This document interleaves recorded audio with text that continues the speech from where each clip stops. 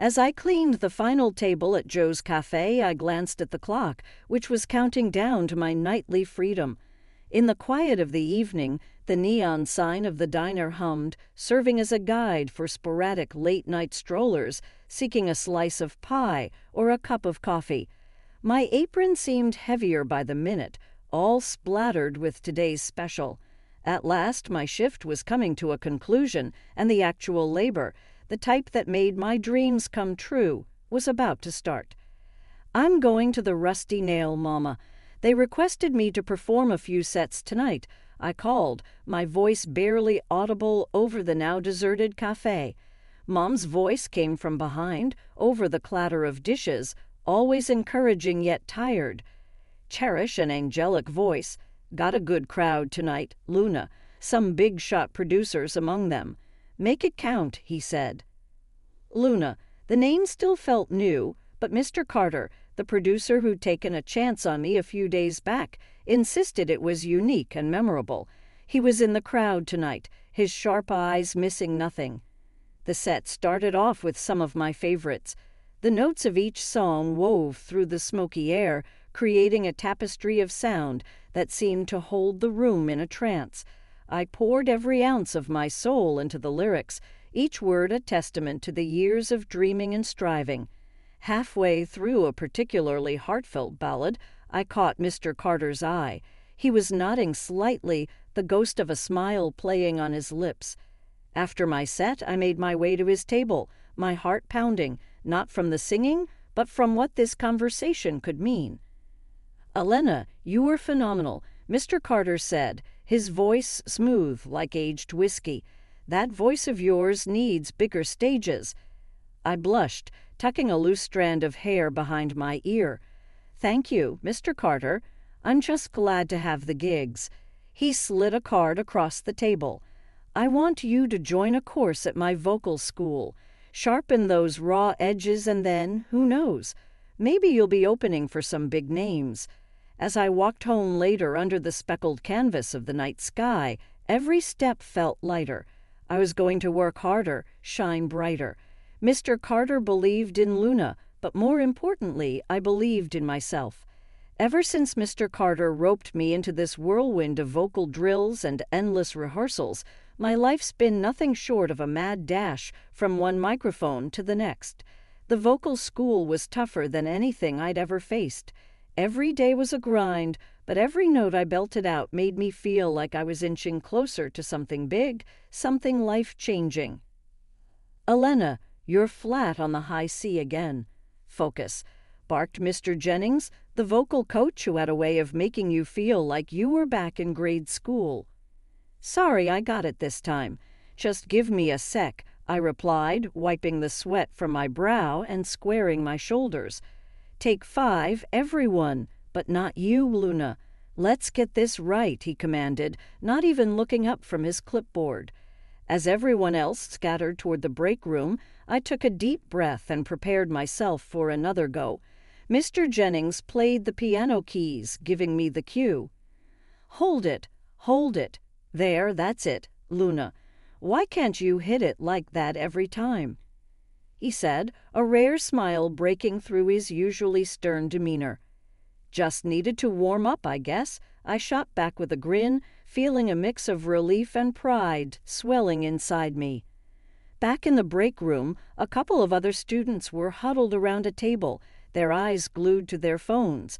"That was some note you hit there, Luna. Bet you could shatter glass with that," joked Alex, a fellow student with a knack for making everyone laugh. "Yeah, well, I'd settle for shattering expectations," I quipped, grabbing a water bottle from the fridge. The conversation turned to the upcoming showcase, where we were all supposed to demonstrate what we'd learned.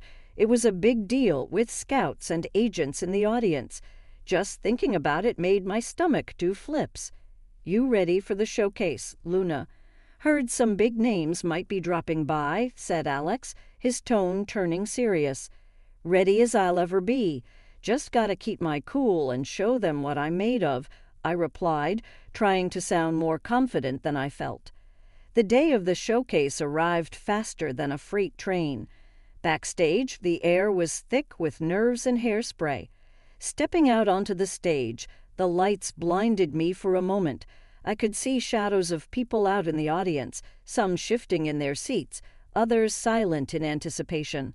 The music started, and for a moment, everything else faded away. It was just me and the song. I poured every ounce of emotion I had into the lyrics, letting the melody lift me higher and higher until the final note hung in the air like a promise. The applause that followed was deafening.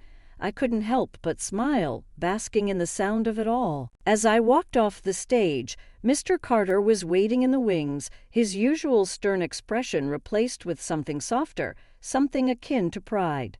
As I changed back into my regular clothes and prepared to leave, my phone buzzed with a text from Mom. "Heard your showcase went great. So proud of you. Love you," it read. Smiling, I typed back, "Thanks, Mom. Couldn't have gotten here without you. Love you more." Walking out into the night, the air felt different, lighter somehow, as if the evening itself was whispering of bigger stages and brighter lights just on the horizon. Life on the stage was like nothing else, and I was finally living it. Big time.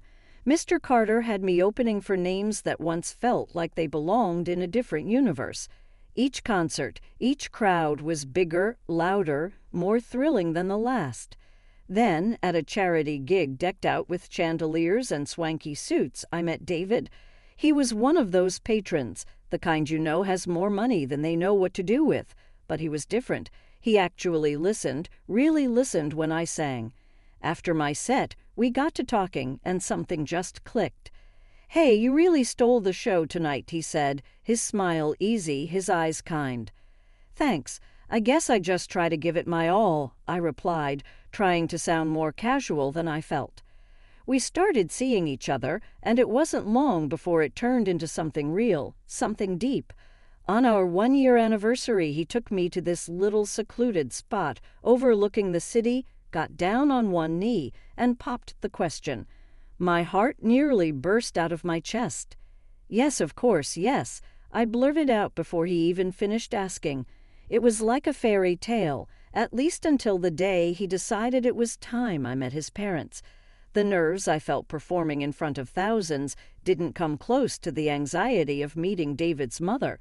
The way she looked me up and down when David introduced me, it was clear she had already formed her opinion before even saying hello. "So, Elena, David tells me you're a singer? At restaurants, is it?" Her voice dripped with something colder than disdain. "Yes, Mrs. Westwood, I perform at various venues," I responded, trying to keep my voice steady. David squeezed my hand under the table, a silent plea for me to stay cool. "Well, I suppose we all do what we can with what we are given," she sighed, as if the weight of the world was on her shoulders. Just thinking about my upbringing made my heart ache a little. David's father, Mr. Westwood, was a stark contrast. He arrived a few days later from a business trip, and right away he was warm and engaging. "Elena has quite the voice, Dad. She's opened for some pretty big names." David beamed, proud as could be. "That's fantastic. Music's a tough field. It takes a lot of grit," Mr. Westwood replied, his nod filled with a respect that felt like a balm to the burn Mrs. Westwood had left. But the relief was short-lived. Mrs. Westwood's comments grew sharper, more frequent. One must wonder how a young lady gets so far in such an industry. Surely not by keeping her virtue intact, she once remarked during a dinner, her words slicing through the air like a knife. I felt my face go hot, my hands clench into fists under the table. "Mr. Carter has been nothing but a mentor to me, Mrs. Westwood." "Oh, come now, dear. We all know how these things work. A girl without a father figure is often looking for one, isn't she?" She chuckled as if it was just a bit of harmless fun, her refusal to see me as worthy. Her words echoed in my head long after they were spoken. But David stood by me, his love unwavering. "Don't listen to her, Elena. You're amazing, and that's all that matters." I wanted to believe him. I needed to believe him. But as we started planning our wedding, Mrs. Westwood's shadow loomed large, making me wonder if I'd ever really be part of their family. The morning of my wedding, I woke up with a belly full of butterflies and a heart overflowing with love. David and I had poured our souls into every detail of the wedding. It was the day we had both been dreaming of. The venue was draped in delicate whites and soft pinks, every petal and candle placed with care. It was perfect, just like I'd always imagined. As I slipped into my dress, a stunning number that made me feel like a star in one of those fancy romance flicks, I couldn't help but catch my mom's teary smile in the mirror. The ceremony started with a swell of music, and as I walked down the aisle, all eyes on me, I saw David at the altar, looking like he'd won the lottery. My nerves settled, replaced by a fierce joy.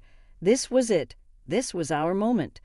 As we stood before the priest, hand in hand, the traditional question came, "If anyone has any reason why these two should not be married, speak now or forever hold your peace."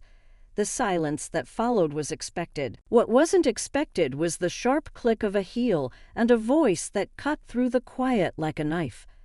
"I have something to say." "Say it," was Mrs. Westwood, standing up in her finery, her face set in a mask of disapproval. Murmurs swirled through the gathered crowd as she started her tirade. "This girl, Elena, is nothing but an uneducated dropout who grew up without a father. Her mother conceived her with the first man she met. Do we even know his name?" The room went dead quiet, every word from her lips a slap to my face. I felt David's grip tighten around my hands, his jaw clenched. "She barely scrapes through school and sings at night in eateries in front of all sorts of men. This is not the kind of woman fit for our family," Mrs. Westwood declared, her voice ringing in the hall. Before I could shrink away, David stepped forward, his voice firm and loud. "Mom, stop. I love Elena. Her past doesn't matter to me. I know her heart, her strength, and her character. That's the woman I chose to marry." His words seemed to silence the room even further, if that was possible. Mrs. Westwood looked stunned, her mouth snapping shut as she realized her son was not on her side this time. The priest cleared his throat. "Shall we continue?" With a nod from us both, the ceremony went on, but the poison of her words lingered, making my hands tremble and my heart race. It wasn't until the music started for our first dance that I felt a shift. David pulled me close, his hand warm on my back. "Forget everyone else. It's just you and me now," he murmured as we swayed to the music. The first dance with David was like a dream. As we glided across the floor, his promises still echoing in my heart, I almost believed that the worst was over. As the last note of our song faded, Mrs. Westwood, flushed from too much champagne, stumbled to the center of the room, grabbing a microphone from the DJ. "Such a lovely tradition, the father-daughter dance. Pity we won't see one tonight, eh?" she slurred, her voice dripping with mockery. A hush fell over the room. I felt every eye on me, the weight of their stares like a blanket of ice. David's grip tightened on my hand, his whisper urgent. "Ignore her, Elena, please." Before I could even muster a response, the side door creaked open, and a man, disheveled and dirty, staggered into the spotlight. My heart sank as Mrs. Westwood's cruel laughter cut through the stunned silence. "Look here. Perhaps this is Elena's father, ready for their dance," she jeered. The room erupted in confused murmurs, some gasps, others hushed whispers. I felt my cheeks burn, my eyes stinging with unshed tears. I covered my face, unable to bear the spectacle. Suddenly, the sharp clack of heels announced my mother's arrival on the stage. Her voice, usually so gentle, was steel as she confronted Mrs. Westwood. "This isn't a joke, Diane. You've gone too far. Apologize to my daughter now," Mom demanded, her presence commanding silence. Mrs. Westwood, swaying slightly, just scoffed, her sneer evident even through her slurred words. "Oh, come off it. It's just a bit of fun." "Lighten up." That's when Mr. Westwood, who had been silent until now, stepped forward, his face dark with anger. "Diane, enough. What are you thinking?" He turned to the audience, his voice carrying a mix of embarrassment and authority. "This man is an actor hired by my wife as a distasteful joke. I apologize to everyone here, especially to Elena and her family." He then turned sharply to his wife. "You need to leave now." With a huff, Mrs. Westwood tossed the microphone down and stormed out, her exit as dramatic as her antics. As the door slammed behind her, the tension seemed to deflate slightly, and Mom came over to me, pulling me into a tight embrace. "It's okay, baby. Let's not let her ruin your day," she whispered, smoothing back my hair as I fought to regain my composure. "You all right to keep going?" David asked, his eyes searching mine for any sign of retreat. I nodded, wiping my eyes. "Yeah, let's finish this for us." The rest of the evening passed in a blur of dances, toasts, and laughter, so much so that by the end of the night I had almost forgotten the cruel stunt Mrs. Westwood had pulled. Almost, but not quite. Every now and then the memory would resurface, a sharp stab reminding me that despite the beautiful vows and the joyous celebration, a shadow lingered over our new beginning. Ever since the wedding, Mrs. Westwood had been quieter, but a tiger doesn't change its stripes overnight. When she called me about a charity event she was organizing, her voice had that same old chill. "Elena, you should come to the charity concert next weekend. There will be some truly talented singers there. It might be educational for you," she said, her words dripping with that familiar condescension. I bit my tongue to keep from snapping back. "Sounds lovely, Diane. Who's performing?" She hesitated, a scoff hidden just beneath her breath. "Oh, various artists. I can't quite remember all their names." Typical Diane, setting the stage to belittle me. But I played along. "Well, I'd love to attend. Thanks for the invitation." That very night, Mr. Carter, my producer, called with some interesting news. "Luna, you're set to perform at a charity event next Saturday. It's a big gig, lots of high rollers." I paused, a slow grin spreading across my face as I connected the dots. This wouldn't happen to be the Westwood charity concert, would it?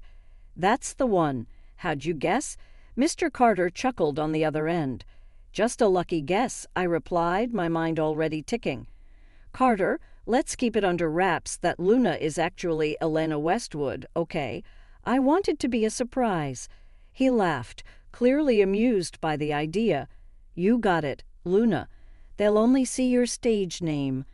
The night of the concert, the venue was buzzing with the city's elite, all finely dressed and ready to be entertained. Mrs. Westwood was fluttering around like a peacock, greeting donors and flashing her insincere smiles. As I arrived, hidden behind the stage, I could hear her addressing the crowd. "Thank you all for coming tonight. Your generosity supports a great cause. And now, please welcome the sensational Luna." The crowd clapped politely, some craning their necks to see the rising star Mrs. Westwood had boasted about. I took a deep breath and stepped into the spotlight. The hush that fell was delicious. As the first few notes of the song filled the air, I began to sing, pouring every ounce of my passion into the words. From the corner of my eye, I saw Mrs. Westwood's rigid posture falter. She fumbled with her phone, probably texting Mr. Carter in a panic. When the song ended, the applause was thunderous. I took my bow, my heart soaring as the applause washed over me. It wasn't just a performance, it was a victory. Stepping off stage, I caught snippets of conversations. Praises mingled with surprise. "Wasn't that Elena Westwood, Diane's daughter-in-law?" "Yes, the very one. Who would have thought?" Mrs. Westwood cornered me backstage, her face a mask of fury barely contained. "What is this stunt? You embarrassed me in front of all my guests." I met her glare with a calm I didn't feel. "Diane, I was invited to sing. I just did my job. You said yourself you wanted to hear from talented singers." Her lips thinned into a line, and for a moment I thought she might cause another scene, but she turned on her heel and stormed off instead. After my performance, David and I stood hand in hand, soaking in the success of the evening. My heart was still racing from the thrill of it all, but that high crashed down when Mrs. Westwood took the stage again, her face twisted with disdain. She grabbed the microphone from the MC. "While the voice may be delightful, let's not forget who we're applauding," she sneered, her voice echoing through the hall. "This famous singer, ladies and gentlemen, is nothing but a bastard born of unknowns. It's my duty to remind her fans of her true origins." The crowd murmured, the atmosphere thickening with tension. I felt my face drain of color, anger seething within me. Before I could react, my mom stepped onto the stage, elegant and composed, flanked by a man I'd never seen, a bit older than David. "Enough, Diane." Mom's voice was calm, but carried an undeniable edge. "I've had enough of your humiliations toward me and my daughter. It's time some truths came to light." She paused, giving the man next to her a nod. He stepped forward, an envelope in hand. "After Elena's wedding, I hired a detective. We discovered some intriguing facts about Diane here," Mom continued, her eyes locked on Mrs. Westwood, who paled under the scrutiny. "Years ago, Diane got pregnant by her boyfriend, who promptly abandoned her. Alone and desperate, she met her future husband online. Pretending to want a long correspondence, she actually planned to give up her baby at birth." The murmurs grew louder, the guests shifting uncomfortably as they absorbed the gravity of Mom's words. "But fate intervened," Mom said. "She kept the baby and met her husband, never revealing her past." The man beside Mom stepped forward, his voice steady but filled with emotion. "I am that baby, Diane. My mother abandoned me, and I was raised by foster parents. All my life, I've dreamed of meeting her, my biological mother." He held up the envelope. "This DNA test confirms everything. Diane, you are my mother, and David is my brother." The hall erupted into whispers and gasps. Mrs. Westwood's face crumpled, her usual poise crumbling as the reality of her deceit was laid bare for all to see. Mr. Westwood, who had been standing off to the side with an unreadable expression, finally spoke, his voice booming over the noise. "I can't believe this, Diane. To think you've lied about something so fundamental." "I need time to think about all of this," Mr. Westwood said, turning and leaving the hall, his shoulders heavy. The crowd's buzzing grew louder, filled with indignation and shock at Mrs. Westwood's duplicity. Amidst the chaos, she fled the room, her departure as dramatic as her life had been deceptive. Mr. Carter, who had been watching from the sidelines, approached us with a supportive smile on his face. "Elena, why don't you give us one more song? What about Honesty and Love, perhaps?" Nodding, I took the stage again. The opening notes of the song filled the room, a melody about truth and the courage it takes to face it. As I sang, the earlier tension dissipated, replaced by a collective catharsis. The applause at the end was overwhelming, not just for the performance, but for the truth as it rang out. I saw my mom wiping away tears of pride. After the fiasco at the charity event, things changed drastically for everyone involved. Mrs. Westwood, once the queen bee of her social circles, found herself isolated. After the divorce, Mr. Westwood couldn't see past the deception and ended their marriage, leaving her with nothing but a modest allowance. I heard through the grapevine that her former friends turned their backs on her, excluding her from gatherings and charity events she once dominated. It was as if she vanished from the social scene entirely. Meanwhile, my career took off in ways I never imagined. The scandal put the spotlight on me, not just as a singer. People were touched by the story, by the struggle, and the strength it took to face down such public betrayal. Mr. Carter called me about starting my first album. "Luna, it's time to channel all this into your music. Are you ready to start on your album?"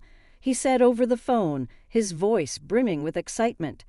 "You bet I am, Carter. Let's show them what I'm made of," I replied, feeling the fire of anticipation lighting up inside me. In the middle of all this, David and his newfound brother, Michael, grew close. It was a silver lining in a very dark cloud. They met up often, finding comfort and understanding in their shared, if complicated, family dynamics. One day I sat down with my mom, the woman who stood by me through every high and every low. We were in her cozy kitchen, the smell of fresh coffee in the air. "Mom, there are never enough words to express my gratitude. You've been my pillar of support," I said, my voice brimming with passion. "You don't have to thank me, honey." Like any mother, I took action. She sipped her coffee, her eyes misting. "Plus, watching you handle everything with such grace, that's all the thanks I need," she added. As I worked on my record, every song began to feel like a fragment of my journey, a melody reflecting my setbacks and victories.